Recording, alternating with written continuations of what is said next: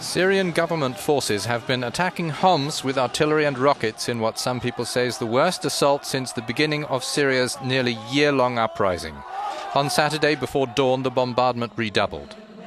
Homs, population approximately 1 million, is one of the main centers of resistance to President Bashar al-Assad. Opposition sources say hundreds of civilians have been killed in the crackdown here.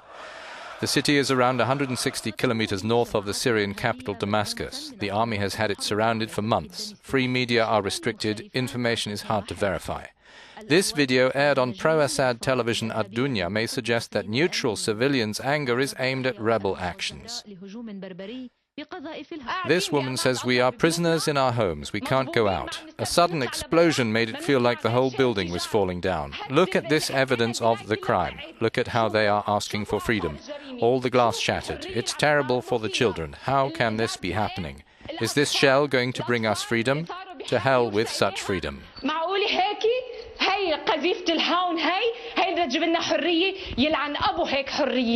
The failure of the UN Security Council on Saturday to adopt a resolution paving the way for political progress in Syria was blocked by China and Russia. The resolution backed an Arab League call for Assad to transfer powers. While Beijing and Moscow defended their veto, Washington stressed that Western countries are not prepared to intervene in a military way.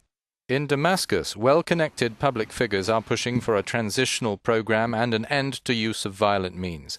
Mohammed Salman leads the Democratic National Initiative formed at the end of last summer. He questions whether the acceptance or refusal of a resolution would have any influence on the upheaval in Syria in what he calls the national crisis of the regime, a crisis of opposition factions, a crisis of people, and of security in Syria. Assad is fighting on several fronts, highly varied in their nature, and it is far from clear how much those who might remove him will be interested in or able to develop secular liberalization or a more democratic future. Syrian General Mustafa Ahmed al-Sheikh, for instance, sheltered in powerful regional neighbor Turkey, has been named to head a so-called Higher Revolutionary Council to replace the Free Syrian Army. Confrontation among opposing camps in Syria is traditionally complicated and punishing.